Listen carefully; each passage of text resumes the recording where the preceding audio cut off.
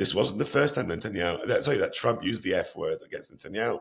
Back in 2017, my friend and colleague Barak Ravid, who works now for Axios, interviewed Donald Trump, and Trump said, I don't know, are we allowed to use those words here on this podcast? Trump said on record, him about Netanyahu. And that was because Trump was very angry about Netanyahu congratulating Biden after the election, which Trump still thinks was stolen from him. And for 3.5 years, they didn't speak. Now, Trump then was no longer president, and many didn't believe he would become again president. So Netanyahu didn't mind that much that Trump wasn't speaking to him. But when Trump returned to the arena and became the Republican candidate, he worked very hard to patch that up. And he succeeded to a degree. But as we see, there's nothing guarantees that you remain in Donald Trump's favors. Hello and welcome to the Trump Report. I'm Louis Sykes. Today we're going to be speaking to Anshel Pfeffer. He is the Israel correspondent for The Economist and also biographer of Benjamin Netanyahu. We're going to be discussing the ceasefire that's gone into effect between Iran and Israel, the US's involvement in that conflict, not just militarily, but politically for Trump and Benjamin Netanyahu. Now, remember, if you are listening to us, you can get us as a podcast on Spotify or wherever you get your podcasts from. You can also watch us on Times Radio's YouTube, where you can subscribe to our YouTube channel. You can sign up for a membership. It's the Trump Report for Times Radio.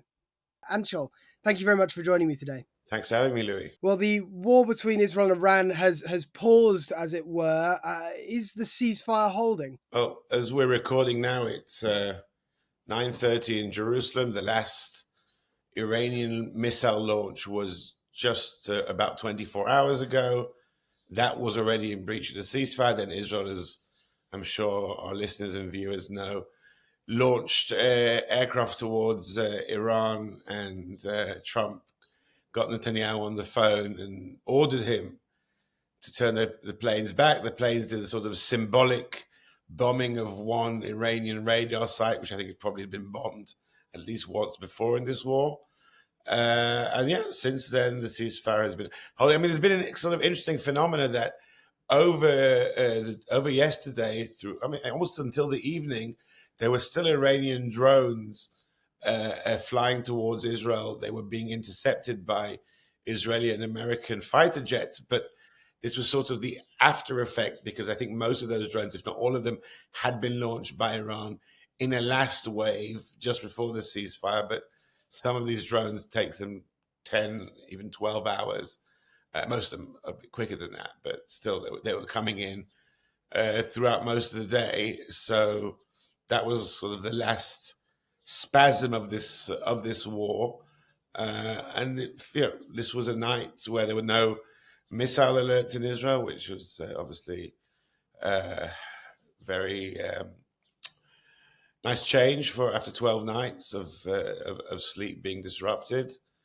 So yeah, it does look as if the ceasefire is holding, and I think that both countries have an interest. Certainly, Iran wants Israel to stop pummeling it. I think Israel also, while the missile strikes here were a disruption to life, and 28 Israelis were killed from the missiles, it wasn't nearly as bad as was expected. But I still think ordinary Israelis are very happy. Maybe the government, under Netanyahu, perhaps would have liked to continue this war perhaps for a few more days. But also I know that the army, the Air Force, who have been stretched to their limits for 12 days, I think they are also quite pleased to have a pause. And Trump, as you've said, has been very insistent that both sides stick to this ceasefire, swearing on camera when asked about it yesterday, heading to Marine One, the helicopter there, and saying he was quite angry with Israel for their response to that last missile you mentioned. How was that received in Jerusalem? Well, I think it's certainly taken some of the shine off Netanyahu's grand victory. No one likes to be seen as the subject of a presidential F-bomb. And certainly for him, he's made over the years so much political capital out of what is perceived as a closeness between him and Donald Trump, President of the United States, and it's damaging for him.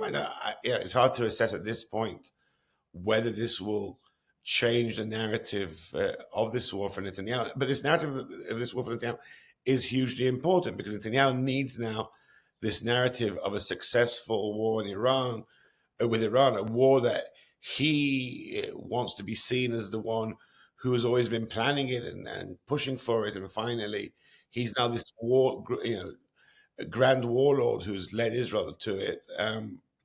He wants it to be seen as something that was done with the full American support, and there was. I mean, America joined in and sent.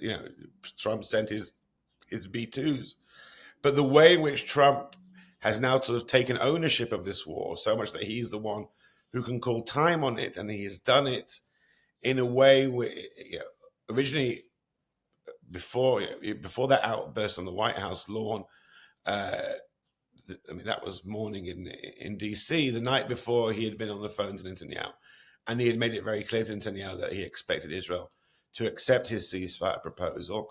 But that was happening sort of quietly between them. It still allowed Netanyahu to package this as if Israel's ending the war when it wants to end the war on Israel's terms. Now that Trump has did that outburst so publicly, I think we could say humiliated Netanyahu in that way. It does change the narrative. It does, Israelis now are very clear on the fact that this war was ended because of Donald Trump's orders and not necessarily at the moment when it would have been most advantageous to Israel on a strategic or a tactical level. Now, I think, once again, most Israelis are relieved that this war has ended. And there's still a war in Gaza that they're very worried about. But it certainly has, like I said, taken the shine off this for Netanyahu to a degree. We'll have to wait and see how that affects him, how that affects the narrative long term. Interestingly, the polls are not showing a bump for Netanyahu, even though most Israelis support this war. And I think we've seen here a very interesting phenomena, which we saw already after October 7, when the war with Hamas in Gaza began, that Israelis support their country in wartime. They support the army. They support this war effort. But the rallying around the flag effect, which political scientists will tell you, usually is also all manifested in increased support for the national leadership. That hasn't happened here, at least not yet.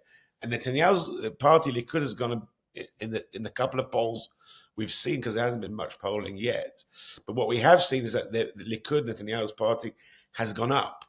But it's gone up by taking votes away from the far right, who are anyway Netanyahu's partners. Now, Israel's parliamentary system is based in coalitions, unlike Britain, where usually you have a one-party government. But Israel, because of its electoral system, a government always needs a coalition of parties. And what we've seen so far, and like I said, this is just very early days, and polling always changes in different directions. But so far, the polls are only good for Netanyahu in the sense that he's taking votes away from his partners, which is good. He wants to be a bigger party. He wants to be the biggest party. But it's not good because it's his coalition, which now has a majority in the Knesset, on these polls. And these are polls which have been conducted either during the war, when it seemed Israel was doing well, or just the very end of the war when he was proclaiming victory. These polls are now showing that Netanyahu's coalition hasn't gained. It's the changes are within his coalition, and they're still on track to lose an election if it was to be held now. Mm. And I was going to say, all sides have claimed victory in this conflict as it's come to a close, including Donald Trump. And I was going to put to you that Netanyahu may have come out of this as the biggest winner, but it sounds like at the last minute that's been pulled out from under him by Donald Trump. Well, like I say, I think it's early to say that Trump has pulled the rug of victory from under Netanyahu's feet, but it does slightly make it less of a personal victory, I think, and it's really a question of who owns this war. If this war is seen as a success, and currently Israelis are seeing it as a success, who gets the credit for that success? And you always have, when we have a success story in, like, for most Israelis, this war has been successful. The war in Iran, the 12 days of war in Iran do seem to have been successful. Then you have people saying, well, Netanyahu can take the credit, but it's actually the security establishment, it's the intelligence services, it's the pilots and the Air Force and so on. And these are always seen in Israel as sort of national institutions which are, if not hostile to Netanyahu, they're not Netanyahu. So there's that sort of kind of narrative, a fight for the narrative of who gets the credit. And then you've got Bibi versus Donald, and that's a whole different story. And Trump, unlike probably other American presidents, seems to be very interested in getting all the credit for this war, which America carried out one massive strike, but obviously it was just one of many attacks on Iran, and America joined only, I think it was at day 10 of the war. As Brits, we know what it's like when America kind of comes in late to a war. But certainly the fact that this is widely perceived now as Trump's war is not to Netanyahu's advantage. And you spoke a moment ago about whether or not this has been a victory. What have Israelis made of that strike by Trump and the US Air Force? Because we're hearing this morning that the Iranian nuclear program might only have been set back by months by those strikes in the end. So there is some doubt about the effect that Trump has actually had on Iran.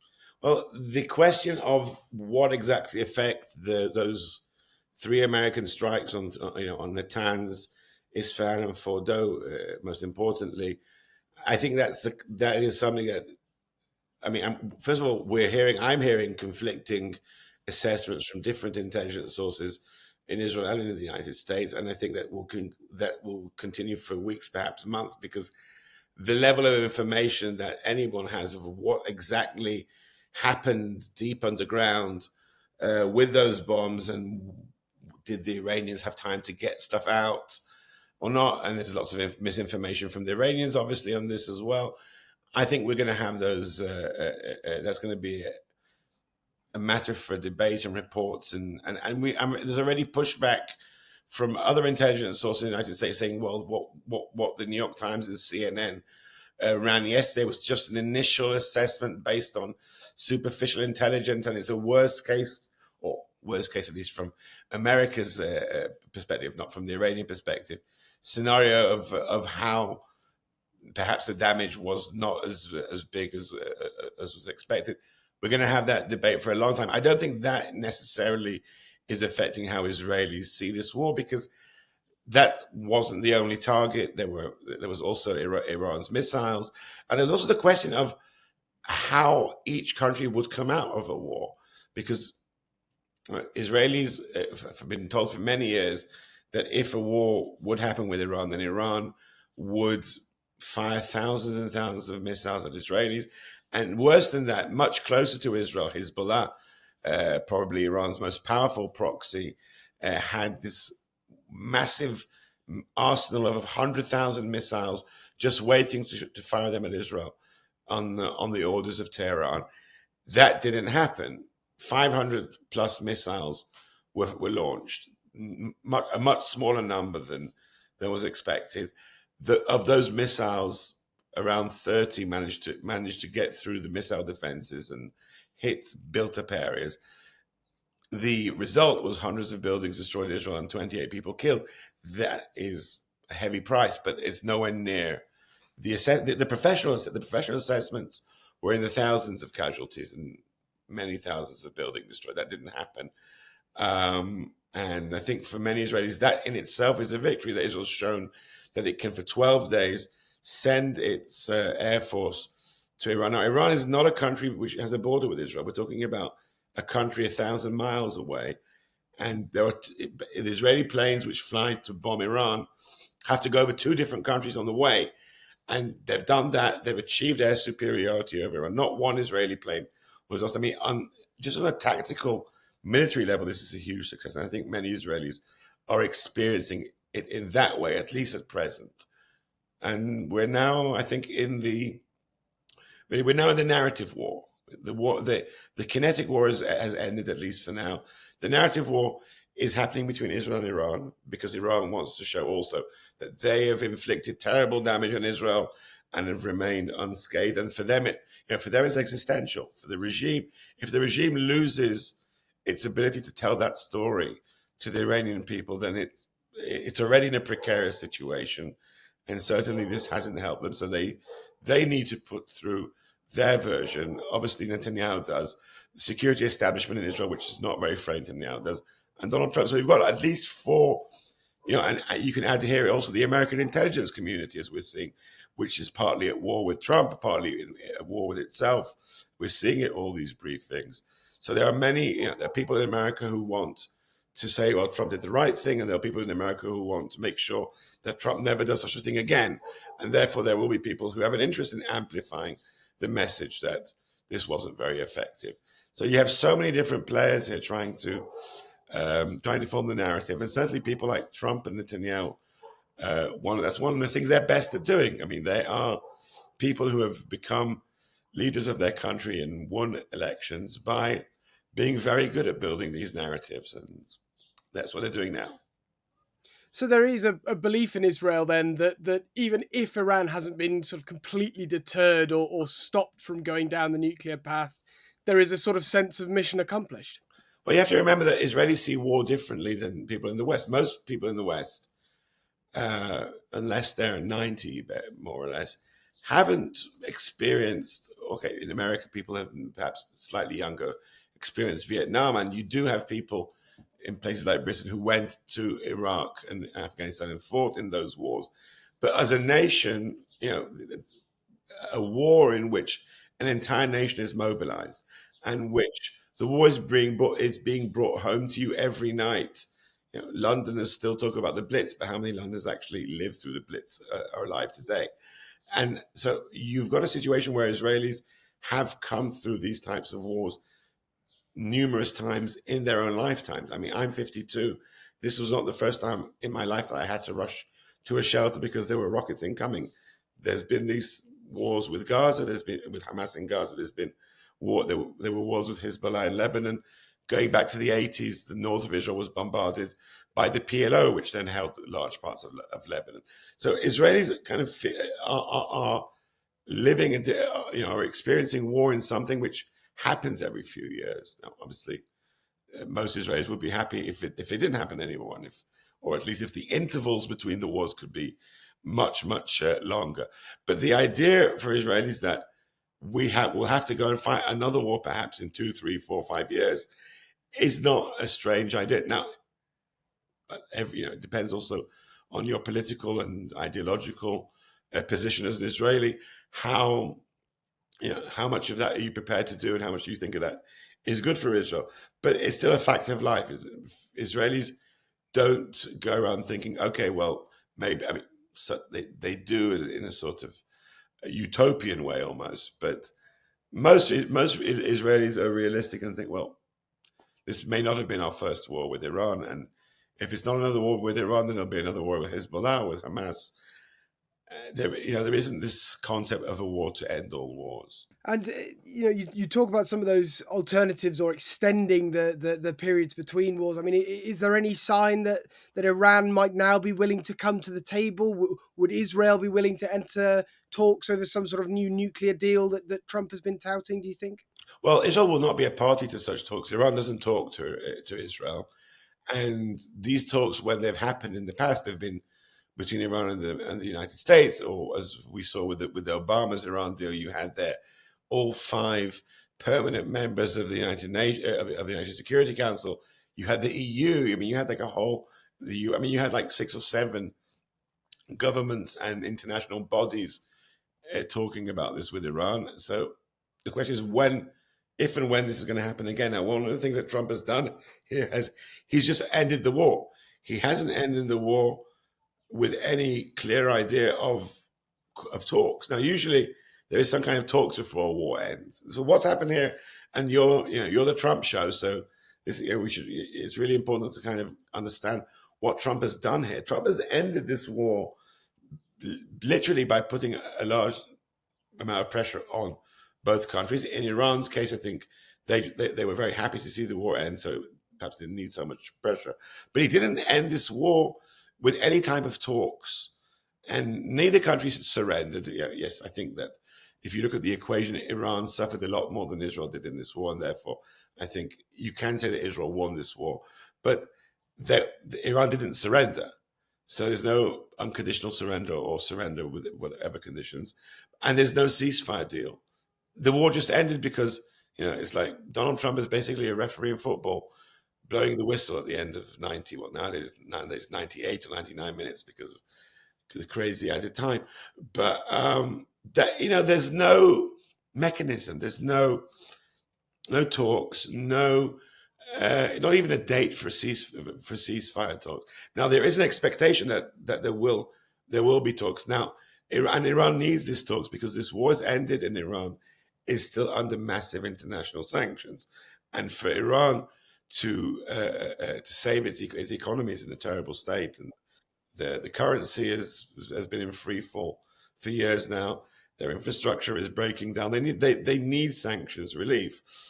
And that will probably be what will bring them to the table. But there hasn't yet, unless there's something we don't know, there hasn't been yet a date set or parameters for these talks, and what's going to be on the table, where they'll take place. Now, I won't be surprised if in a few days, or maybe even today, we'll hear talks have been scheduled for, I don't know, this weekend. Usually they do it either in Oman or in Geneva, but for the best of my knowledge, that was not a condition or part of the ceasefire.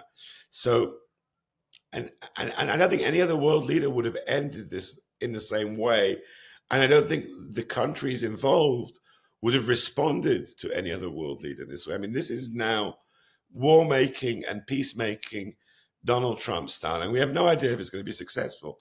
But he did this war on his own terms. He came in one strike, well, three strikes, but one mission of B-2s and Tomahawk missiles on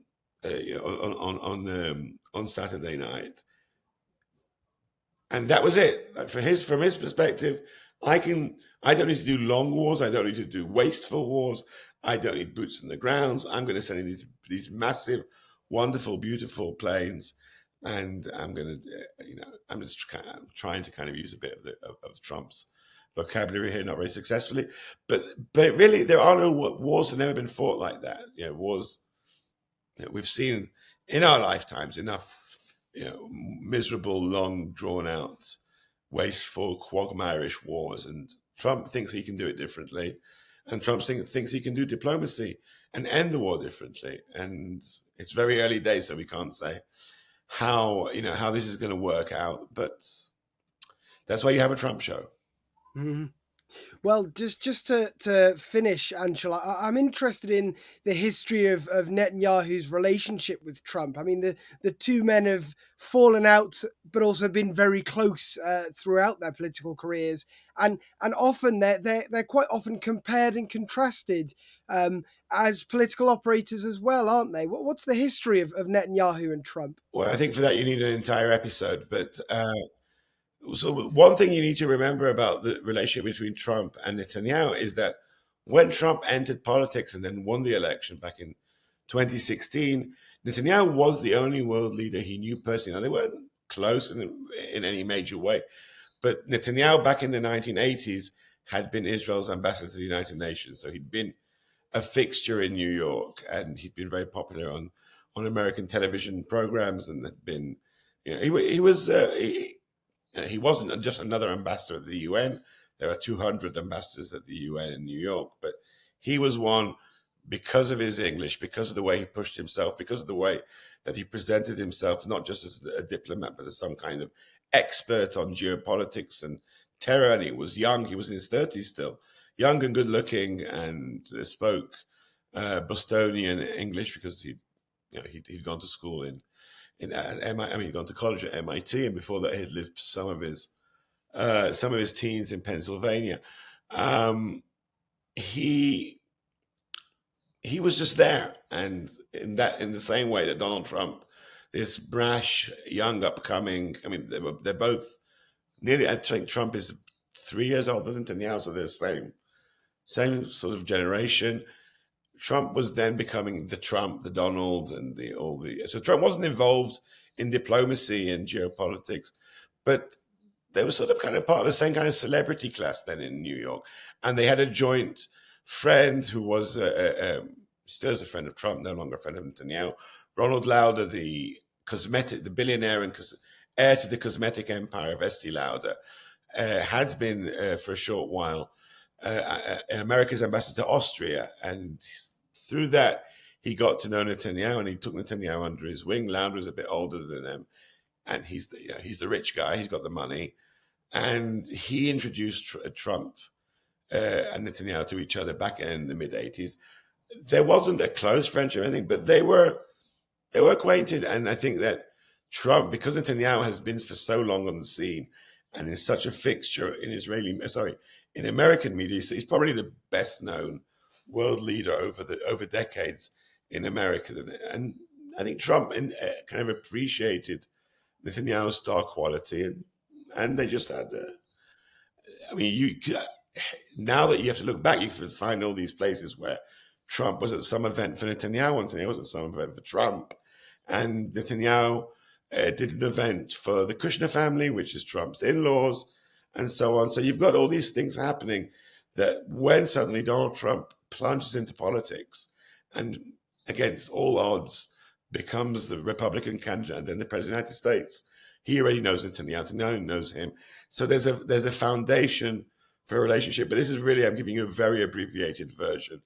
As you said, there's been fallout since. I think Donald Trump has a sneaking suspicion that Netanyahu is tries to take advantage of him. On the other hand, I think he also enjoys working with Netanyahu because they have similar ways of, these populist, media narrative-driven way of doing politics. So there's stuff that brings them together. There's also stuff that brings them apart. There's a lot of intrigues in Trump world because the circle of advisors and people who are whispering in Trump's ear has changed over the times, and Netanyahu has better connections with some of them, and some of them he's also fallen out. So some of Trump's mega donors who are also have his ear are people who used to be very close to Netanyahu, but they fell out with Netanyahu, and therefore they're not always whispering good things about Netanyahu into Trump's ear. Then you've got these ascendant forces in Trump world who are more isolationist, the J.D. Vance wing, who don't really want America to be that closely involved in the Middle East, and I think they're not anti-Israel, but they don't necessarily think that this partnership has to be as important as Netanyahu wants it to be. And then you've got the wing of the Republican Party, like Marco Rubio, the Secretary of State, who traditionally are very close to Netanyahu, and this is a relationship that Netanyahu has with the mainstream of the Republican Party going back all those years to when he was a diplomat in America. And that kind of creates a bit of a tension because, as we know, Trump is this insurrectionist who's kind of blown away the old Republican leadership, and Rubio is sort of like the last remnant of that GOP establishment in the Trump White House.